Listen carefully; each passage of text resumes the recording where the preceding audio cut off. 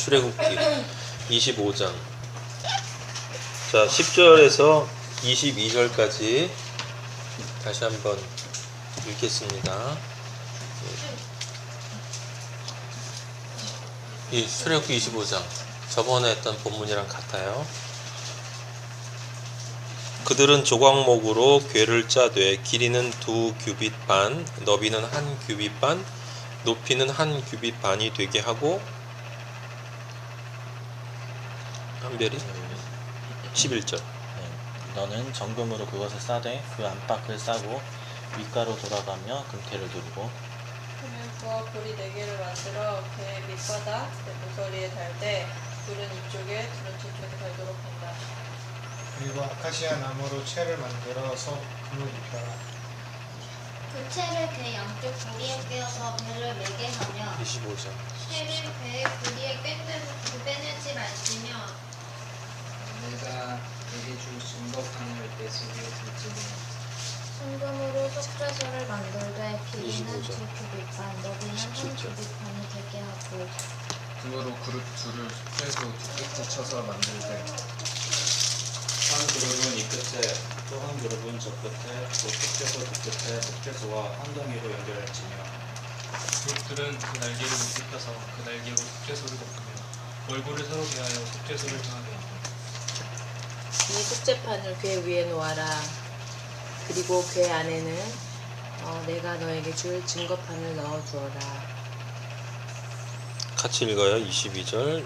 거기서 내가 너와 만나고 속죄소 위 곧 증거궤 위에 있는 두 그룹 사이에서 내가 이스라엘 자손을 위하여 내게 명령할 모든 일을 내게 이르리라. 아멘.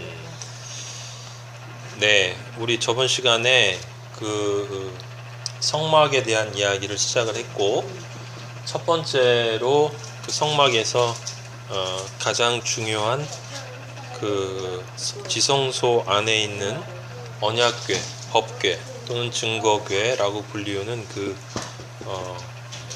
궤에 대한 이야기를 했었습니다. 네. 그 증거궤가 무엇인가라고 하는 거는 우리 지금 읽었던 10절에서 22절 저번 시간에 우리 다 이야기를 했기 때문에 여러분들이 이걸 읽으면서 이제 다 이해가 됐을 거라고 믿어요. 한 규빗은 길이가 얼마 정도 된다고 했죠? 46.5인가 46. 뭐 그래요. 46cm 정도. 예. 그러니까 50이 덜 되는 거예요. 예. 한 두 규빗이면 그러니까 1m가 조금 덜 되는 거니까 90cm 정도. 예. 두 규빗 반이니까 그 1m 한 40 정도 되는. 너비는 1규빗 반, 높이는 1규빗 반이 되게 하고, 너는 순금으로 아까 정금으로라는 말이 번역본에 있었는데 순금과 정금은 같은 이야기고 그게 금하고는 다른 이야기다라는 걸 여러분 다 알고 있죠? 금에서 정금이 되기 위해서는 어떻게 해야 된다고요? 열을 가해야 되고 그 다음에 두드려야 돼요. 그래야 그 안에 있는 불순물들이 이렇게 빠져나온다고 합니다. 열을 가하고 두드려야 되는 거예요. 그게 한 단어로 이야기하면 하나님의 성도들에 대한 연단입니다. 연단. 예. 자,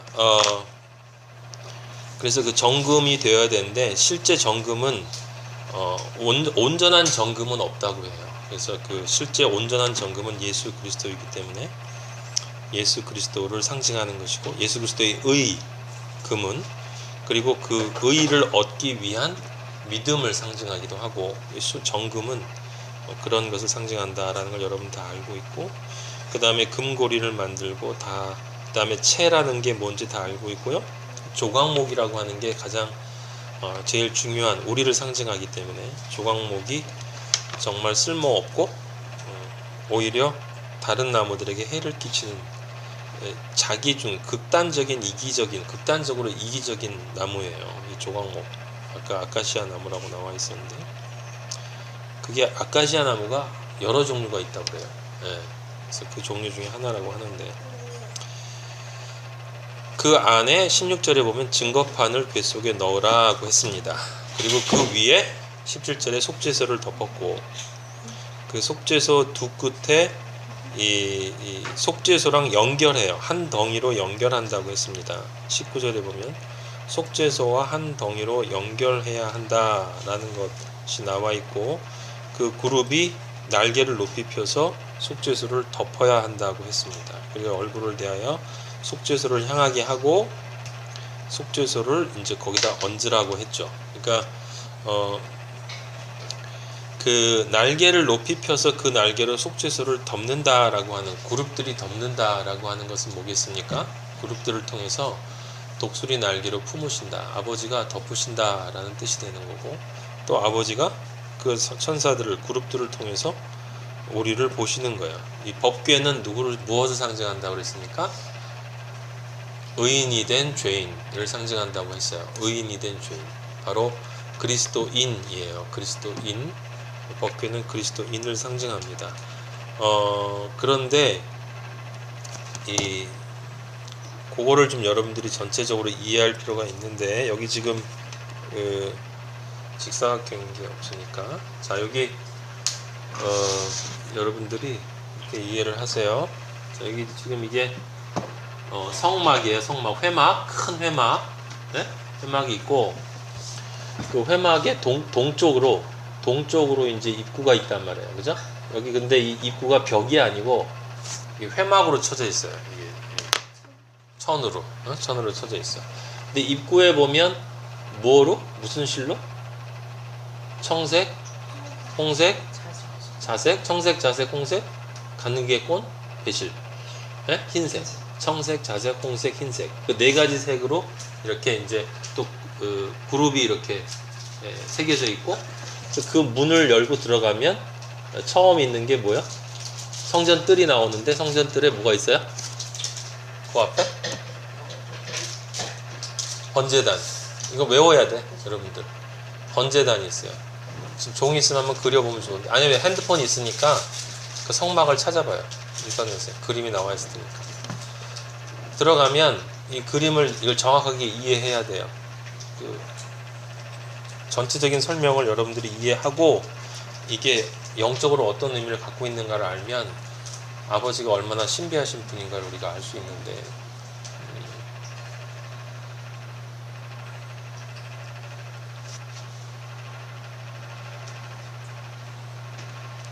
찾았어요? 성막의 구조 찾으면 거기 그 도표 같은 걸로 나와 있어요.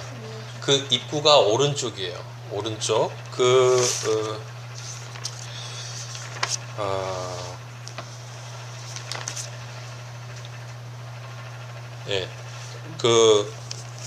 입구가 어느 쪽이라고 그랬죠? 동쪽이라고 그랬죠? 동쪽. 그 가나안 땅에 들어올 때 이스라엘 사람들이 어느 쪽으로 들어와요? 가나안 땅을? 동쪽에서 들어와요. 동쪽에서 서쪽으로 이렇게 밑으로 내려가 가지고 이렇게 동쪽으로 해서 요단강을 건너 가지고 들어온다고. 근데 가인은 아벨을 죽인 다음에 어디로 갔어요? 가인은 아벨을 죽인 다음에 창세기 서쪽으로 갔어요. 그러니까 무슨 얘기냐면 에덴의 동쪽으로 갔어요. 그러니까 동쪽으로 들어와야 되는데 동쪽으로 나가면 서쪽으로 가는 거고 서쪽은 어느 쪽? 서쪽은 사탄의 쪽이야. 동쪽은 오른쪽이야. 저쪽은 틀린 쪽이야. 왼쪽이에요. 왼쪽. 그래서 가인은 아벨을 죽인 다음에 사람의 쪽으로 갔단 말이에요. 그래서 동쪽으로 갔어. 에덴의 동쪽으로. 에덴의 동쪽. 근데 재밌는 건 여러분 지리적으로 보면 나는 그 이스라엘 지리를 잘 몰랐는데 그거 아니까 도움이 되더라고.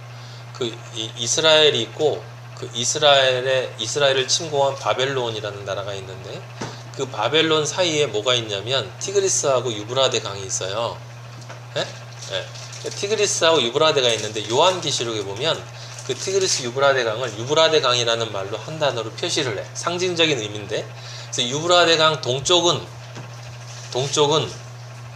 어느 쪽? 바벨론이야. 바벨론. 예? 그러니까 아수르와 바벨론을 비롯해서 이 세상의 권력을 상징하는 아버지와 하늘나라가 아닌 세상 나라를 상징하는 거고, 유브라데 강을 경계로 왼쪽이 가나안 쪽이에요. 오른쪽. 이게 똑같아. 그러니까 지금 성막도 오른쪽에서 이렇게 문을 열고 들어가야 되는 거예요. 그죠? 예, 들어가야 되는 거고, 그 문을 열고 들어간다는 얘기는 결국 그쪽에서 이쪽으로 넘어온다는 얘기가 되는 거고, 그 이스라엘을 따지면 요단강을 건너서 여리고성이라는 그 가나안 땅으로 입성한다라는 뜻하고 같이 연결이 되고, 우리가 성도들이 죽으면 그래서 요단강 넘어간다고 얘기하잖아요. 그죠? 예, 천국 간다고. 그래서 그 들어가면 입구가 있는데, 입구에는 청색, 자색, 홍색, 가늘게꼰 배실인 흰색으로 수가 놓아져 있는데, 그룹이 그걸 열고 들어가야 돼. 근데 그것이 무엇을 상징하는지 저번 시간에 얘기했죠? 하나님이시며 인간이시고 또 왕이시며 종이신 예수 그리스도. 예수 그리스도가 그 성막의 입구에 새겨져 있다 이 말이에요. 청색, 자색, 홍색, 흰색 실로. 그래서 그것을 열고 들어가야 된다는 얘기는 무엇이겠어요? 그리스도 안으로 들어가야 된다라는 거야. 들어가야 된다라고 하는 거예요. 그런데 문을 열고 들어가면 제일 먼저 뭐가 있다고요? 번제단이 있어요. 번제단이. 맞았어요. 번제단은 제물을 태우는 데야. 제물을 태우는 건 왜 태우는 겁니까? 죄에 대한 속죄예요. 그러니까 죄에 대해서 그 죄값을 치르는 거야. 죄값을 치르는 거야. 그래서 거기서 제물들을 잡아서 번제단, 말 그대로 완전히 태워버렸다 이런 이야기예요. 그래서 그 번제단이 있고, 그 번제단을 지나면 물두멍이 있어요. 그죠? 물두멍은 넓은 대야 같은데 이렇게 있는데, 거기에 이렇게 제사장들이 제단에다가 제물을 태울 때나 아니면 제사장만이 성막에 들어갈 수 있는데, 그 성막 성소에 들어가기 전에 꼭 손을 씻어야 됐단 말이에요. 씻고 들어가는 거야. 씻으면 그 다음에 이제 성소에 들어갈 수가 있는 거예요. 그 성소에 들어가면 오른쪽에 뭐가 있어요? 아니? 그 왼쪽에 있고, 오른쪽에는 떡상이 있어. 오른쪽에 떡상이 있어요. 그 떡상은 어느 쪽에 있는 거예요? 그러니까 지리적으로 보면 북쪽에 있는 거야. 떡상은 지리적으로 보면 북쪽에 있는 거예요. 그 머릿속으로 보면서 그리세요. 그러면 떡상 맞은편에 떡상을 마주보고 있는 게 있는데 일곱 촛대. 일곱 촛대가 있어요. 그 등대가 있어요. 그가 있고, 그 다음에 성소 입구에서 정면으로 바라보이는 그곳, 그러니까 북쪽, 남쪽인 서쪽이 되겠지. 그 끝에, 성소의 끝에 뭐가 있어요? 분향단이 있어요. 분향단. 그 분향단이 있고, 그 분향단 앞에 기둥하고 기둥 사이에 천이 쳐져 있는데, 그게 굉장히 두껍대요. 그래서 소가 잡아당겨도 안 끊어진다는 거야. 사람은 절대로 그걸 끊을 수가 없다는 거야. 예수님이 십자가에 들어왔을 때 그게 위에서 밑으로 찢어진 거잖아. 그러니까 성소에 있는데, 그 성소와 지성소를 가리는 그 두꺼운 휘장이 있는 거지. 그래서 그 휘장을, 분향단을 지나서 그 휘장 문을 열면 그 안에 뭐가 있어요? 바로 법궤가 있는 거야. 지금 우리가 얘기하는 법궤. 그 안이 안을 뭐라 그래? 지성소라고 그러는 거야. 지성소는 무슨 뜻이에요? 지극히 성스러운 곳. 성스러운 자리. 지극히 거룩한 곳. 지극히. 그러니까 우리 국어 시간에 우리가 배울 때 지극히라는 말은 구체적이지가 않지. 왜냐면 우리는 지극히가 뭔지는 몰라.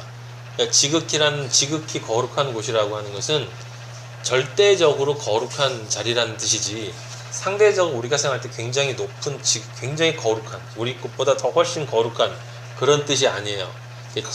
지성소라는 것은 절대적이고 유일하게 거룩한 자리다라고 하는 곳이에요. 그런데 재미있는 건 뭐냐면, 지금 제가 여러분들한테 왜 그걸 알라고 하냐면, 저번에 우리 이스라엘의 7절기를 공부했는데, 근데 이 성막의 구조가 무엇을 또 상징한다고 했어요? 7절기와 마찬가지로 그리스도인이 하나님의 아들이 되는 단계를 나타낸다라고 이야기를 했어. 그래서 그게 처음에 태초에라고 하는 말에서 태초에라는 말이 무슨 뜻이라고 했어요? 그리스도 안에서라는 말이었잖아. 그러니까 그리스도 안에서라는 말이니까 그 성막 전체의 입구를 동쪽에서 열고 딱 들어가면 그 순간부터 뭐가 되는 거야? 그리스도 안에서가 되는 거야. 그치? 그리스도 안에서. 근데 그리스도 안에서가 되는데 제일 첫 번째 단계는 우리가 제일 처음 해야 되는 것은 하나님의 아들이 되기 위해서는 반드시 그 성막의 바깥 오른쪽 동쪽인 죄악 세상으로부터 떠나서 그 문을 열고 그리스도의 문을 열고 그 안으로 들어가야 된다 이 말이에요. 그죠? 복음에 화답을 해야 되는 거야. 그러니까 화답을 한다는 게 뭐예요? 문을 열고 들어가는 거야. 그럼 문을 열고 들어가는 것은 무엇을 상징하는 걸까? 그건 내가 죄인이라는 걸 깨닫는 거예요. 그쵸? 그 복음이 사실이다라는 게 믿어지는 거고, 그 복음이 사실이라는 게 믿어지는 건 내가 죄인이라는 것을 깨닫는 거고, 죄인이라는 것을 깨닫는 건 내가 제일 먼저 해야 되는 것은 뭐다? 내 죄값을 치루어야 한다라는 거예요. 죄값을 치루어야 한다라는 거. 그 죄값이 뭐예요? 죄가 뭐라고 그랬죠? 죄가 하나님과 분리된. 네, 맞았어요. 하나님과 분리되는 거. 여러 가지로 표현할 수가 있는데 하나님과 분리되는 거. 또 다르게 표현하면 뭘까요? 네? 반역하는 거? 반역하는 건 아니에요. 네. 하나님한테 반역하는 건 용서가 없어요. 하나님한테 반역한 죄를 저지른 존재가 누구야? 사탄이야. 사탄. 네. 사탄은 용서받을 기회가 없어. 처음부터 반역한 이후부터 심판받기 위해서 예정되어 있는 존재예요. 예.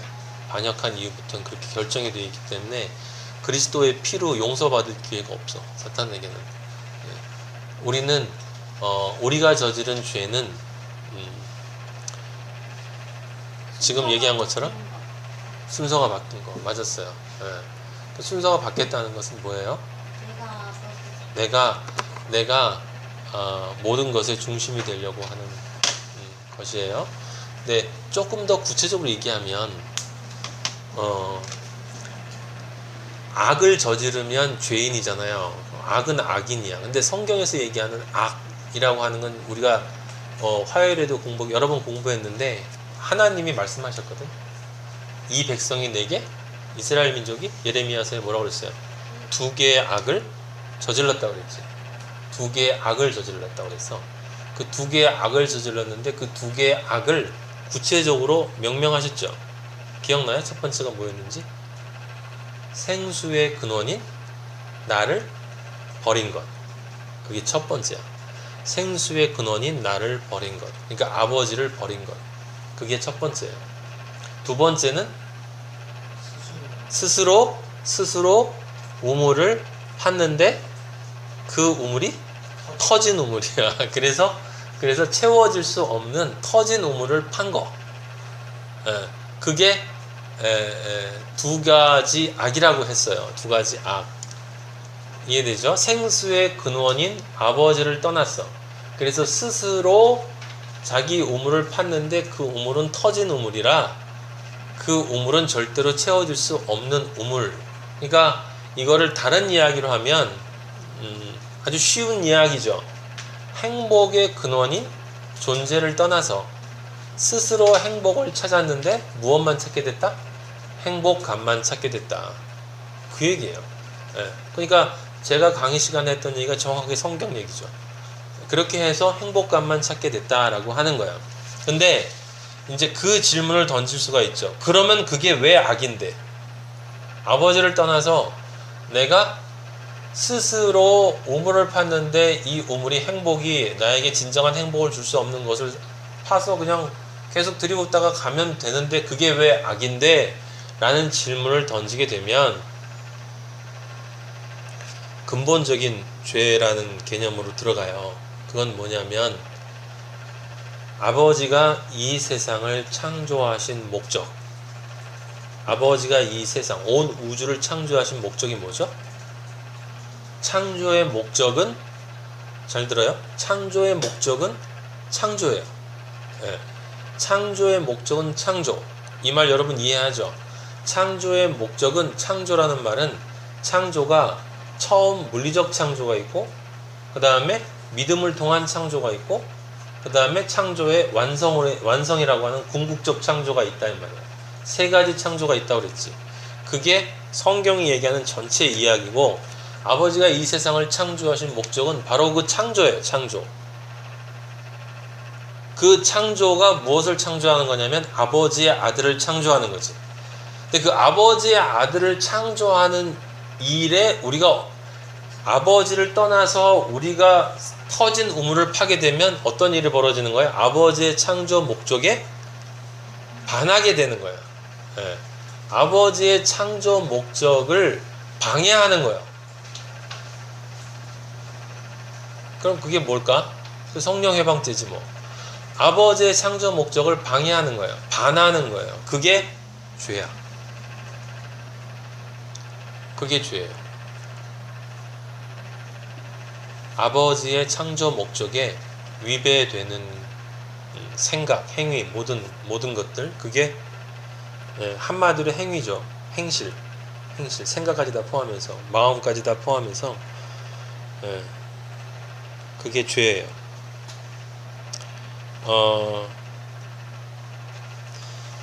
그리스도인들이, 여러분들은 이제 문제가 아니지만 현대 기독교가 지니고 있는 가장 큰 문제가 뭐냐면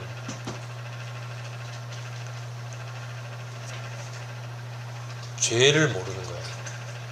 제가 생각할 때는 기독교인들끼리 서로 만나서 도대체 내가 저지른 죄가 뭐냐, 인간의 죄가 뭐냐라는 얘기를 서로 나누면 그걸 정말 확신을 가지고 정확하게 설명하는 게 별로 없어요. 그러니까 언어적으로는 다 대충 다 알고 서로 그래 죄라고 이야기하는데 뭐가 없는 거예요. 진짜 죄를 내가 졌구나 라는 그런 그 죄에 대한 이해와 죄된 존재 사이에, 이해와 존재 사이에 이 연합점이 없어.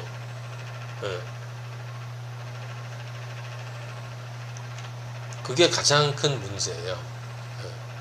그래서 그 첫사랑을 회복해야 된다라고 예수님이 자꾸 말씀하시는 것 안에 들어있는 의미는 그 내가 죄인이라고 어떤 존재였다는, 죄인이었다라는 것을 이해하고 있어야, 그래야 뭘 기억해요? 은혜를 기억하는 거잖아. 은혜를 기억해야 나에게 주신 첫사랑이 기억이 되는 거죠. 그죠? 내가 아버지를 처음 사랑한 게 아니고 전에 말씀드린 것처럼. 자, 그래서 그 죄에 대한 대가를 치렀어. 재단에서, 번제단에서. 그럼 그 다음에 내가 아버지한테 나가려면 뭘 해야 돼요? 그 모든 죄를 저지른 주체가 누굽니까? 내 옛자아잖아. 옛자아. 그 옛자아를 어떻게 해야 돼요? 죽여야 되는 거야. 옛자아를 씻어야 되는 거야. 옛자아를 씻고 죽이고 그것이 깨끗이 사라진 상태로 아버지에게로 나와야 되는 거죠. 그게 물두멍이라고 그랬어요. 그죠? 그래서 그 옛자아를 씻는 것이 회개고, 그 회개가 이루어져야 그 다음에 우리가 뭐가 되는 겁니까? 그리스도인이 되는 거예요. 그리스도인이. 예.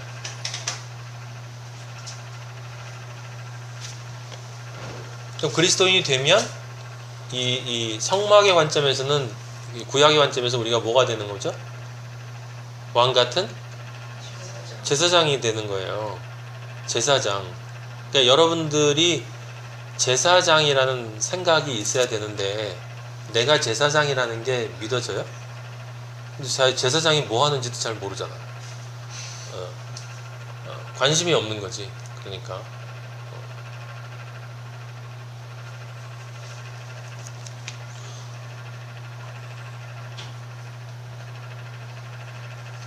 자,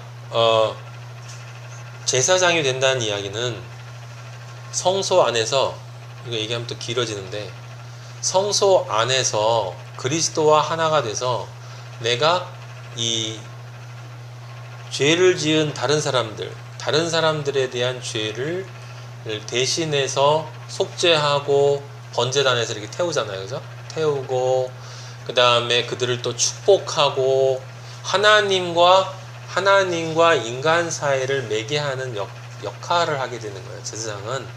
아시겠습니까?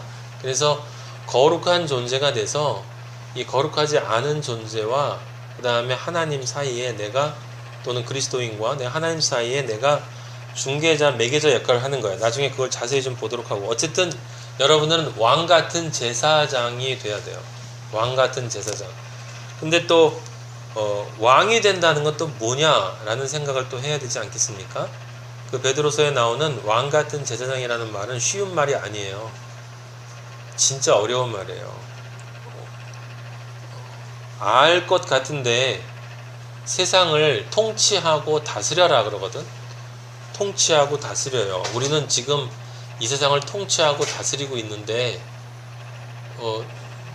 그리스도인 가운데 자신이 세상을 통치하고 다스린다라는 말이 이렇게 마음에 와닿는 사람이 있겠어요? 얼마나? 근데 통치하고 다스리지 않으면 왕 같은 제사장이 아닌데, 그러면 그리스도인이 아니라는 이야기인데, 그거는 아닐 거고, 그러니까 내가 통치하고 다스리는 것을 실제로는 하고 있으면서도 이게 통치하고 다스리는 건지 모를 가능성이 높다 이 말이에요. 그걸 가르치는 사람이 많지 않기 때문에. 근데 실제로 통치한다는 말을 정확하게 이해하는 사람이 그렇게 많지가 않은 것 같아요. 또 그거를 여러분들이 기억을 해두세요. 우리가 이 세상을 통치하고 지금이 여러분과 제가 지금 살고 있는 이 시기, 예수 그리스도가 오시고, 그리고 초대교회가 끝나고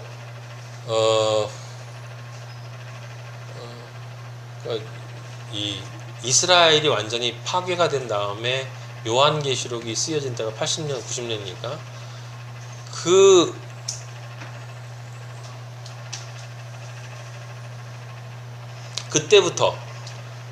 그때부터 지금까지가 계시록의 뒤에 나오는 천년 왕국이라는 말이 있어요. 여러분 들어봤죠? 네, 여러분하고 지금 우리는 어디에 살고 있냐면 지금 천년 왕국에 살고 있거든. 근데 천년 왕국에 살고 있으면 어떤 일이 있냐면 왕으로 우리가 예수 그리스도와 함께 이 세상을 다스리고 있는 거예요. 그거 잠깐 볼까? 신나는 얘기네. 그럼 알면 되게 신나요. 근데 모르면 안 신나요.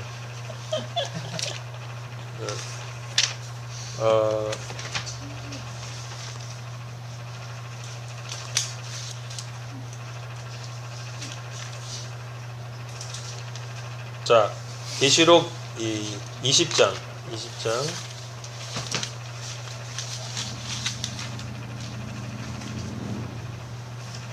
계시록 20장 있어요. 또 내가 봄에 천사가 무저갱의 열쇠와 큰 쇠를 그의 손에 가지고 하늘로부터 내려와 용을 잡으니 곧 옛 뱀이요 마귀요 사탄이라, 잡아서 1000년 동안 결박하여 무저갱에 던져 넣어 잠그고 그 위에 임봉하여 1000년이 차도록 다시는 만국을 미혹하지 못하게 하였는데, 그 후에는 반드시 잠깐 노일이라. 곧 4절 다음에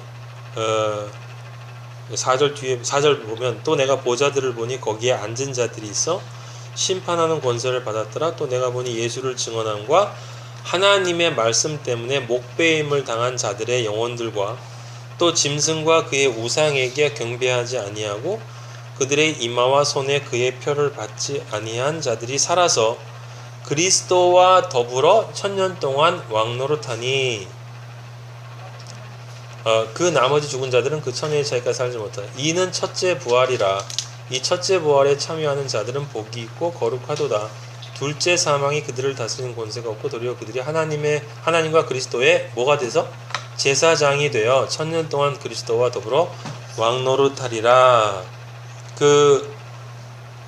여러분들이 혹시 어디서 목사님들이나 누구든지 말세가 되면 7년 환란이 있고 7년 환란이 끝나면 7년 환란 전에 뭐 우리가 휴거되고 7년 환란이 끝나면 예수님이 오셔서 천년 재림하셔서 이제 이 땅에 천년 왕국을 세우고 그때 되면 그다음에 천년 왕국을 끝난 다음에 이제 이 일이 벌어진다라고 하는 말을 혹시 어디서 들으면 저 사람은 가짜구나 이렇게 생각하면 돼요. 알았어요? 천년 왕국은 미래에 올 시간이 아니라 제가 여러분들한테 강의 시간 때 그 얘기를 했었죠. 설국열차의 칸이 몇 개라고 그랬어? 1000개. 1000개. 그 아라비안 나이트에 나오는 이야기가 뭐라고 그랬죠? 천일야화. 천일야화. 천일야화가 뭔데? 인생살이 얘기예요. 설국열차의 칸이 1000개라는 거 뭐야? 인생살인 거야. 인생살이. 그게 다 1000이라는 숫자는 그 1000개, 999나 1001개가 아니라 1000이라는 말이 아니고 실제 존재하는 인간의 삶의 모든 시간을 상징화해서 표현한 게 1000이에요. 예. 그런데 1000이 뭐냐면 언제부터 1000년이라고 얘기하냐면 용을 잡은 후부터 1000년 동안 결박하고, 예? 그 다음에 그 1000년 동안 우리가 뭐 예수님과 뭐 한다고? 왕노릇 한다고 그랬잖아. 그죠? 예. 그 다음에 끝나고 나면 이제 진짜 종국적인 심판을 위해서 잠깐 풀려난다 그랬어요. 그게 신약에 보면 그 예수님이 그런 말씀을 하시는 거 여러분 기억나요? 사탄이 번개처럼 하늘에서 떨어지는 걸 내가 봤다. 예수님이 십자가에 달려 돌아가신 다음에 부활하시고 나서 뭐라고 얘기했죠? 아무 걱정하지 마라. 너희가 세상에서 환난을 당하나 두려워하지 말라. 내가 세상을 이기었노라. 그 세상이 누군데? 사탄이에요. 사탄. 그러니까 번개처럼 사탄이 떨어지는 걸 봤다라는 말하고 그 다음에 내가 세상을 이기었노라 라고 하는 말이 바로 이것을 상징하는 거예요. 잡아서 결박해놨다라고 하는 거예요. 그럼 결박했다라고 하는 것은 그리고 미혹하지 못한다라는 말은 무슨 얘기냐면 그 전에 가지고 있던 사탄의 권세가 끊어졌다는 것이야. 그 전에 가지고 있던 사탄의 권세라는 건 뭐냐면 모든 인간을 죄를 통해서 사망으로 끌어갈 수 있는 권세예요. 근데 그 권세를 누가 끊었어요? 예수 그리스도가 끊었잖아. 예수 그리스도가 끊었다는 얘기는 사탄은 이제 그 힘을 잃어버렸다는 거죠. 그래서 그걸 결박했다라고 하는 거야. 그래서 그 예수님이 승리하신 후에 승천하시고 나서 최후의 심판이 올 때까지 이 땅에서 벌어지는 모든 시간을 뭐라고 그러냐면 천년 왕국이라고 하는 거야. 그럼 그게 왜 왕국이냐? 왕들이 다스리는 시간이기 때문에 그렇다 이 말이에요. 그리스도와 왕들이. 근데 우리가 뭐라고 그랬어? 왕 같은 제사장이라고 그랬잖아. 그러니까 지금 왕들이 이 세상을 다스려요. 다스리는 사람은 뭐 하는데? 다스리는 사람은 뭐 하죠? 통치해요. 통치하는 사람은 뭐 하지? 사람들을 이끌어. 바른 길로 이끌어주는 거예요. 바른 길로 이끌어주는 게 뭐예요? 진리를 알려주고 그 진리로 사람들에게 선포하고 그 진리가 돼서 그 진리가 무엇인지를 모범을 보여주고 그들을 그 길로 오라고 끌어주는 사람이 왕인 거야. 그래서 여러분들이 이 성경에 나와 있는 이 다스리고 통치라는 말을 예수님이 우리에게 사랑을 다 부어주시잖아요. 전에 내가 강의 시간 때 얘기했지만 사랑을 부어주시고 우리를 다스리시는데 예수님은 십자가의 위에서 밑으로 피를 흘리시는 게 아니라 어디로 피를 흘린다고 그랬어요? 밑에서 위로 피를 흘린다고 했잖아. 그게 성경과 이 세상과의 근본적인 차이란 말이에요. 예수님은 종이 돼서 우리를 다스리신다고. 우리를 위에 올려놓고 내가 너희들 위에서 내가 가장 낮은 자리로 와서 저주받은 존재가 돼서 이 밑에서 내가 너희들을 위해서 십자가의 죽음으로 내가 너희를 다스린다 이 말이거든. 근데 어떻게 그게 다스리는 게 돼? 왜냐하면 그 사랑을 깨닫는 자는 그 사랑의 은혜를 알기 때문에 그 자기를 밑에서 섬긴 그 존재를 어떻게 해요? 따라가잖아. 그 말씀을 듣고 그 말씀을 우리의 삶의 중심으로 삼고 그 존재를 담기 위해서 움직이잖아요. 그게 진짜 다스리는 거다, 이런 이야기야. 그러니까 우리가 왕으로 다스린다는 얘기는 세상의 왕들이 다스리는 것과 정반대의 방향으로 다스린다라고 하는 건데, 지금 이 얘기는 그냥 이렇게 간단하게 넘어갈 얘기가 아니에요, 여러분.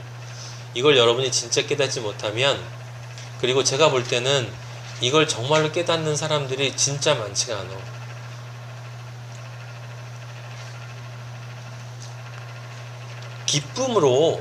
기쁨으로 고난, 예수 그리스도의 십자가를 지고 나를 부인하고 가는 그 삶이 다스리는 삶인데, 그게 어떻게 다스리는 삶이 되는가, 그것이 어떻게 나에게 기쁨이 되는가라고 하는 그 신비를 진짜 이해하지 못하면 그리스도의 삶으로 승리할 수가 없어요. 근데 승리하지 못하면 천국에 못 들어가.